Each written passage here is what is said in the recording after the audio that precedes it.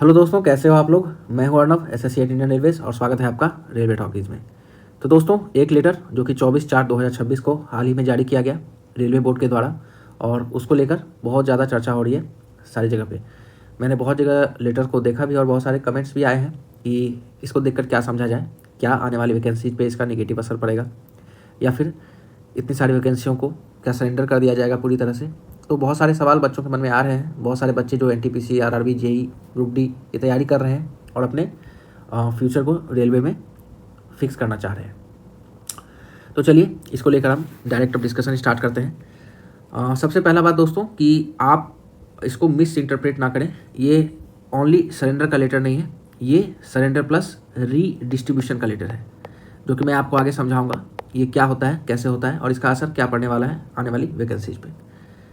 दोस्तों, ये एक रेगुलर एक्सरसाइज है जो बहुत सारे पीएसयूज एंड सेंट्रल गवर्नमेंट के जो ऑफिस हैं वहाँ किए जाते हैं फॉर केपीआई, मतलब की परफॉर्मेंस इंडिकेटर्स। हर एक जो भी सेंट्रल गवर्नमेंट का ऑफिस है या अपना पीएसयू है या फिर कह सकते हो उनका कोई प्रोडक्शन यूनिट है, जो भी है, तो हर का एक अपना की परफॉर्मेंस इंडिकेटर इंडेक्स होता है, जिस पे बने रहने के लिए, अच्छा स्कोर करने के लिए बहुत सारी चीज़ें हैं जो कि उनको पूरी करने होते हैं।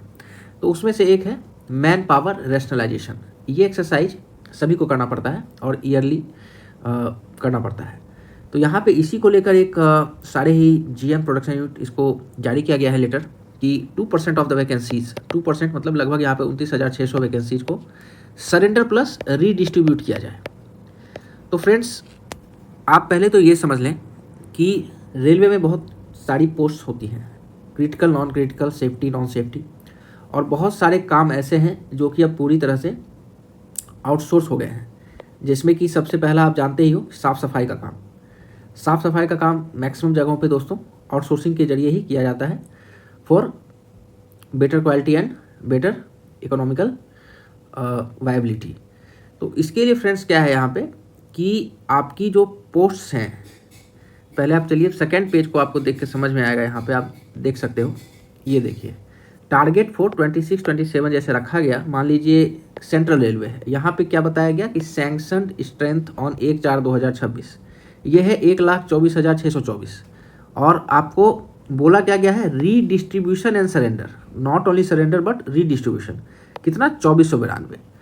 मतलब यहाँ क्या है फ्रेंड्स कि बहुत सारे पोस्ट्स ऐसे हैं, जैसे मान लीजिए सेंट्रल रेलवे में कुछ कर्मचारी कुछ कैडर में अधिक हैं, कहीं किसी कैडर में, मान लीजिए किसी डिवीज़न में, किसी जोन में, और उन्हीं से लगा हुआ कोई और रेलवे है जहां वो कमी है। तो इसको रैशनलाइज किया जाए। या फिर ऐसा हो सकता है कि मान लीजिए सेंट्रल रेलवे में कुछ ऐसे पोस्ट्स हैं जो कि बस किताबों पे या फिर कह सकते हैं कि एचआरएमएस में लिखित में जो कि एग्जिस्ट कर रहे हैं, बट एट प्रेजेंट उनका कोई अब काम नहीं है या उस पोस्ट पे अब वैकेंसी नहीं आ रही है। बहुत सारे ऐसे पुराने पोस्ट से, जैसे कि मान लीजिए सिग्नल का ही पोस्ट है, बहुत सारा सिग्नल का एक पोस्ट होता है जिसमें कि बहुत सारी चीज़ें अब इलेक्ट्रॉनिक सिग्नलिंग के द्वारा की जा रही हैं। तो उसमें मैनुअल सिग्नलिंग होता नहीं है, तो बहुत सारे काम अब इलेक्ट्रॉनिक से होते हैं। तो उसके लिए नए नए वैकेंसीज आती हैं उसको ऑपरेट करने के लिए, न्यू इलेक्ट्रॉनिक सिस्टम को, मगर जो पुराना मैनुअल सिस्टम था उसके लिए तो नहीं चाहिए। तो वो पोस्ट मगर कहीं ना कहीं एग्जिस्ट करता है मान लीजिए, तो इसको क्या है कि सरेंडर कर दिया जाएगा। ये लिखित में पोस्ट है मगर है नहीं ओरिजिनल में, ऐसे ऐसे पोस्ट सरेंडर हो जाते हैं। तो यहाँ पे ये आप ना समझें कि जैसे कि सैंक्शन स्ट्रेंथ 1/4/2026 में 1,24,624 बता रहा है, तो इसका मतलब ये नहीं है कि इतने कर्मचारी यहाँ काम कर रहे हैं। देखो, दो चीज़ होता है, एक होता है सैंक्शन स्ट्रेंथ, एक होता है ऑन रोल। ऑन रोल मतलब पेरोल पे कितने कर्मचारी हैं और आपका सैंक्शन स्ट्रेंथ क्या है। तो सैंक्शन स्ट्रेंथ हमेशा मैक्सिमम स्ट्रेंथ होता है कि जितना आप अपने जोन में खटा सकते हो कर्मचारी, चाहे वो किसी भी ग्रुप के हों। इसका मतलब ये नहीं होता है कि सारे ही ऑन रोल हों या सारे ऑन रोल हैं आपके। मान लीजिए यहाँ अगर 1,24,624 बताया गया है, तो ऑन रोल कर्मचारी मुश्किल से 1 लाख होंगे, काहे कि हर जोन में, हर डिवीजन में कुछ ना कुछ वैकेंसीज हमेशा लैगिंग है, बहुत सारी वैकेंसीज पेंडिंग रहती हैं। उस वैकेंसीज में बहुत सारे पोस्ट ऐसे हैं जो कि लिखित में है मगर एग्जिस्ट नहीं कर रहे हैं, या फिर जिनकी ज़रूरत नहीं है, या फिर वो चीज़ ऑटोमेट हो चुका है, या चीज़ वो आउटसोर्स हो गया, जैसे साफ़ सफाई का काम है। तो उन पोस्ट्स को ही, नॉन क्रिटिकल पोस्ट जो हैं जिसको कि आउटसोर्स किया गया या फिर नहीं एग्जिस्ट कर रहा है, उनको सरेंडर करने की मेरे हिसाब से बात हो रही है। ऐसा नहीं है कि मान लो आपका कैलेंडर जो आया 2026-27 का, उसमें ALP, NTPC, JEE, फार्मासिस्ट जितनी भी वैकेंसी नोटिफाई आपको की गई, इन सबको सरेंडर कर दिया जाए।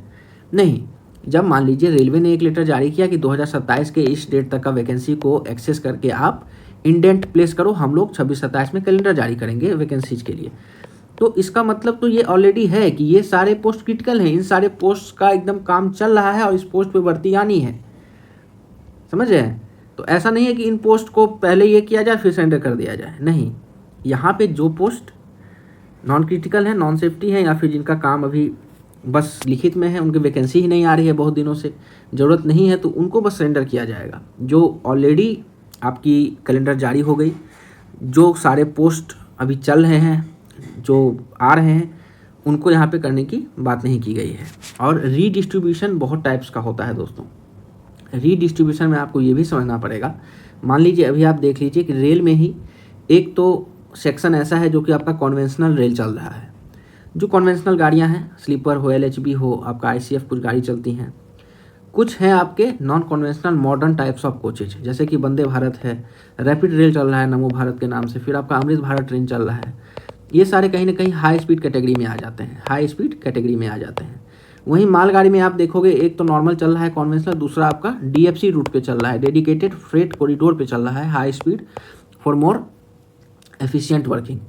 तो ये सब जो हाई स्पीड कॉरिडोर बन रहे हैं या high speed rail system new launch हो रहा है, तो यहाँ पे ये नया लॉन्च हो रहा है दोस्तों।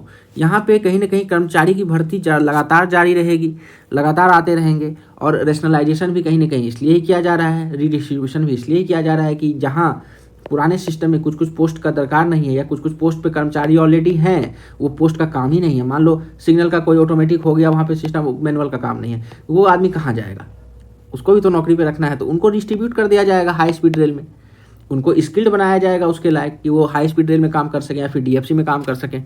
DFC में मतलब DFC CIL की बात नहीं कर रहा हूँ, DFC मतलब डेडिकेटेड फ्रेट कॉरिडोर का जो भी कोऑर्डिनेशन सिस्टम होता है इंडियन रेलवे में, उस सेक्शन में जाके रेलवे में रह के काम कर सकें। ऐसा जहाँ तक मैं समझ रहा हूँ इस लेटर का मतलब, मैं कहीं ऐसा नहीं समझ रहा हूँ कहीं भी कि आपका ऑनगोइंग जो वैकेंसी आने वाला है या फिर जो वैकेंसी आ चुका है उस पर कोई असर पड़ने वाला इससे नहीं है फ्रेंड्स। तो आप जो भी तैयारी कर रहे हो, रेलवे में आना चाह रहे हो, आप मन लगा के तैयारी करते रहो, किसी भी टाइप का कन्फ्यूजन मत पालो। और ये चीज़ भी देखना पड़ेगा आपको कि मान लो 1,24,624 आपका सैंक्शन स्ट्रेंथ है, उसमें आपके ऑन रोल 1 लाख ही हैं, जो है ही नहीं अब 24,000, इसमें से 2492 में मान लो कि 1,000 लगभग डिस्ट्रीब्यूट हो जाएंगे और कुछ पोस्ट आपके सरेंडर होंगे, ये मिनिस्क्यूल नंबर होगा। और कहीं ना कहीं ये वैकेंसी बहुत दिनों से खाली पड़ी होगी, इस पर वैकेंसी नहीं आ रही होगी, इस पर कोई रिक्रूटमेंट नहीं हो रहा होगा, तो इसको कागज़ से भी हटा दिया जाएगा, HRMS से भी हटा दिया जाएगा, और हो सकता है न्यू कोई कैडर क्रिएट किया जाए आपके हाई स्पीड रेल सिस्टम के लिए, तो वहाँ पे फिर से नई वैकेंसी भी आ सकती है। क्योंकि जो भी है आपका फ्यूचर 2 टाइप से ही डिसाइड होगा, पुराने सिस्टम्स अगर जाएंगे तो नए सिस्टम्स भी आएंगे, ये भी तय है दोस्तों।